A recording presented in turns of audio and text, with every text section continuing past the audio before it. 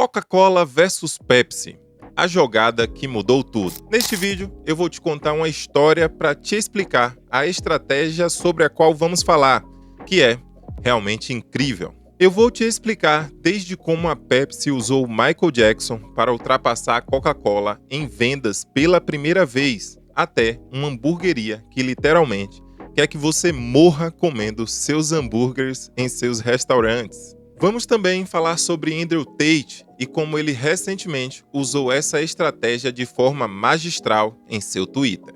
Então, fique ligado, porque não só vamos aprender sobre estratégias empresariais e de marketing, mas também nos divertir com as histórias que eu vou te contar. Então, vamos lá. Imagine-se como um executivo da Pepsi nos anos de 1980, percebendo que precisava competir com a Coca-Cola. Você percebe que o seu produto não tem uma mensagem que se diferencie da Coca-Cola. Vocês basicamente são iguais e você é apenas o segundo colocado. Então, o que você faz? Bem, se eu fosse um consultor de marketing da Pepsi, diria para você ler o livro das 22 Leis Imutáveis do Marketing, de Al Ries e Jack Trude, que basicamente nos ensina como penetrar nos mercados e criar uma mensagem diferenciada. Vamos focar na segunda lei, que considero fundamental para entender como esse executivo pensou: a lei da categoria. Se seu produto ou serviço está chegando tarde em uma categoria, crie a sua própria. O importante é encontrar um nicho de mercado onde sua marca não tenha concorrência, e nós já vimos isso aqui no nosso vídeo da CrossFit. Vai estar nos cards aqui em cima. Então, se a Coca-Cola estava posicionada como um refrigerante de cola para a maioria das pessoas, a Pepsi não poderia simplesmente entrar nessa categoria. Ela precisava criar o seu próprio nicho. Foi aí que esse executivo fez uma jogada de mestre: posicionar a Pepsi como uma opção de cola para os jovens, a nova geração. Então, quem seria o candidato perfeito para mostrar que era uma bebida dos jovens? Nada mais, nada menos que Michael Jackson, um ídolo pop na época, especialmente adorado pela geração mais jovem. Em novembro de 1983, um ano após o lançamento de Thriller, Michael Jackson e seus irmãos fecharam um acordo de 5 milhões com a Pepsi, tornando-se as primeiras estrelas pop a protagonizar campanhas para a marca. Hoje seria cerca de 16 milhões de dólares americanos, simplesmente para fazer uma propaganda. Jackson fez o Moonwalk e dançou no comercial da Pepsi, a nova geração, que incluía uma versão modificada da música Billie Jean. E as vendas da Pepsi dispararam após o lançamento desse anúncio, acertando em cheio em promover a Pepsi para a nova geração. E se você se sentisse velho, poderia optar pela Coca-Cola, mas a Pepsi tinha vantagem com o público jovem. E é disso que se trata esse vídeo, de entender que para penetrar um mercado onde existe um líder na categoria, você não pode usar a mesma mensagem, precisa se diferenciar de alguma forma. Em 1984... E aí, carinha que mora logo ali, passa $1. Um ano depois, eles gravaram outro comercial com Michael Jackson, e foi aí que ocorreu todo o drama em que o cabelo de Michael Jackson pegou fogo durante a produção.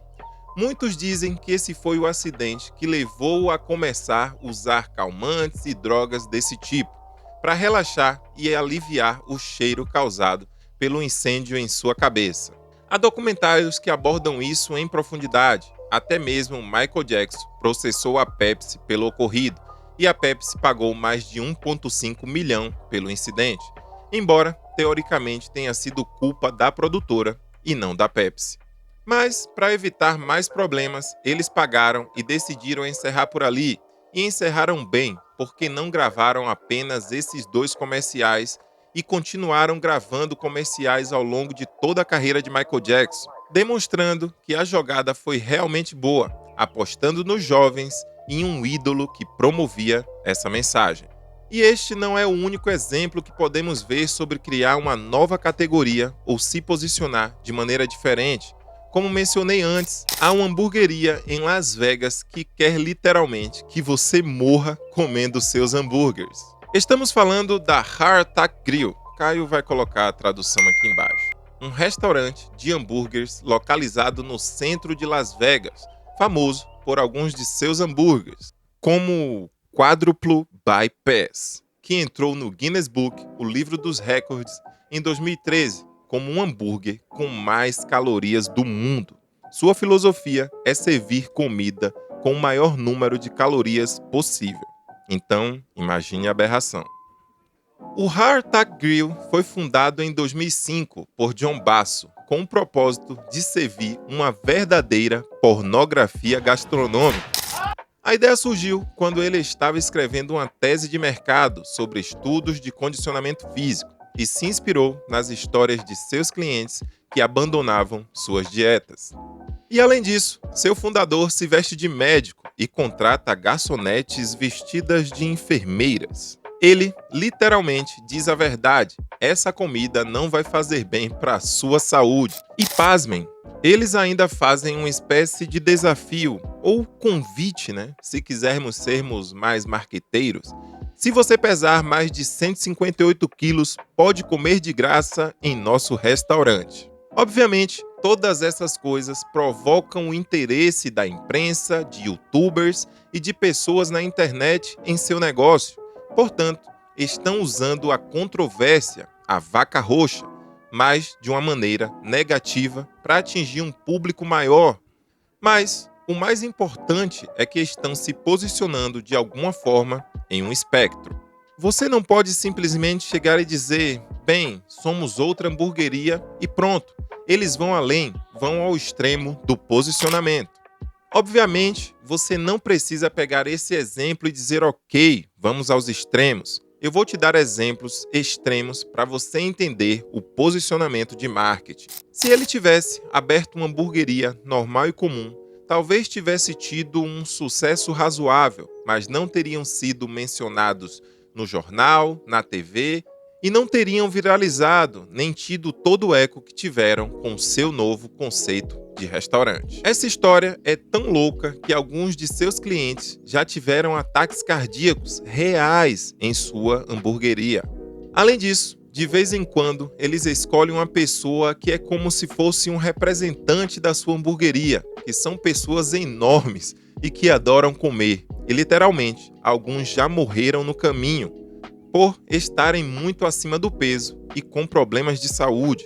Mas isso vai além. Seu fundador aparece na mídia dizendo que lamenta muito pela pobre pessoa que morreu, mas que isso é bom para o seu negócio. E ele argumenta que seu negócio é tão ridículo. As campanhas de mídia e imagem colocam de forma clara todas essas pessoas comendo porcarias e gorduras, que de tão chocantes até fazem algumas mudarem de ideia e pensarem em ter uma vida mais saudável. E é verdade, tem gente comentando em seu site e suas redes sociais que graças à loucura da sua hamburgueria pararam de comer mal. Mas enfim, isso é apenas outro exemplo para mostrar um posicionamento extremo para fazer barulho ao entrar no mercado. E o próximo exemplo é nada menos que Andrew Tate, que muitos odeiam e muitos amam. Enfim, a escolha é sua. Mas outro dia eu vi um anúncio no X, antigo Twitter, sobre a nova fórmula de vitaminas do Tate. E me pareceu outro exemplo claro de um posicionamento para se destacar dos demais. Ele literalmente dizia que o seu complexo vitamínico era horrível, que tinha um gosto péssimo. Fiquei pensando por um momento e pensei, como ele pode estar dizendo isso do seu próprio produto? E logo percebi que não era uma estupidez de marketing, mas sim uma genialidade. Porque, basicamente, ele estava se posicionando e dizendo que, se você é alguém que quer comer coisas saborosas e que realmente não tem todos os minerais ou todas as vitaminas que o seu corpo precisa, mas precisa de um bom sabor, já existem muitas outras opções. Mas que o dele tem um gosto horrível. E ele dizia, isso é horrível, você vai fazer xixi de colilás, mas meu polivitamínico tem tudo o que você precisa. É terrível, mas tem tudo. Veja que isso chama a atenção, porque só a mensagem principal por si só já é chocante e, ao mesmo tempo, ele está afirmando e se diferenciando da concorrência. E isso é o mais importante no final, pessoal. Haverá pessoas para todos os gostos.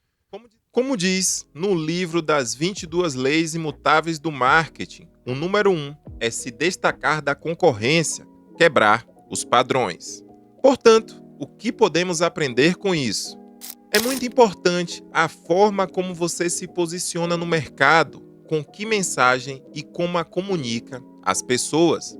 Veja que a Pepsi fez isso muito bem com a nova geração, os jovens, e vimos Andrew Tate recentemente com diversos exemplos. Portanto, quando pensar em como penetrar no mercado, analise os concorrentes e não apenas diga que é como os que já existem, mas um pouco melhor. Mude o posicionamento, vá para outro lugar, saia fora da caixa, porque tudo já está na mente do seu cliente. No fundo, os seres humanos têm gostos e visões de mundo muito diferentes.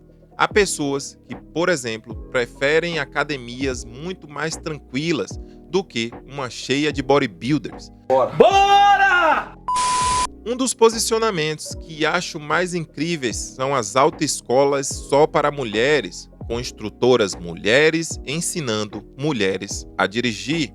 Parece óbvio e até bobo, mas ainda são poucas pelo país. Outro excelente exemplo é o da Lafite, uma rede de academias apenas para mulheres. Quer uma mais exótica? Um exemplo é a Planet Fit, uma academia nos Estados Unidos que decidiu apostar em vamos atrás de pessoas que querem ir pouco à academia, que levantem pouco peso, não muito.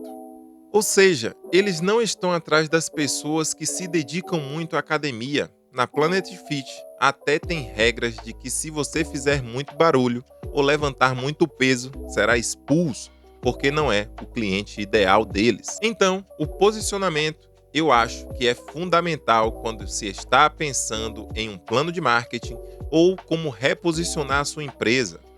Então, o posicionamento eu acho que é fundamental quando se está pensando em um plano de marketing ou como reposicionar a sua marca ou sua empresa. Espero que esse vídeo tenha te iluminado um pouco e que você tenha se motivado a pensar como entrar nesse mercado que às vezes parece super difícil, como fazer barulho. E é isso, me conte aqui nos comentários algum exemplo de outros conceitos que você tenha visto, e que chamou muito a sua atenção. Espero que esse vídeo tenha te iluminado um pouco e que você tenha se motivado a pensar como entrar nesse mercado que às vezes parece super difícil, como fazer barulho. E é isso, se você gostou desse vídeo, se inscreva para muito mais. Mais uma vez, seja muito bem-vindo a bordo e até o nosso próximo vídeo. E que você tenha um excelente dia. Tchau, tchau.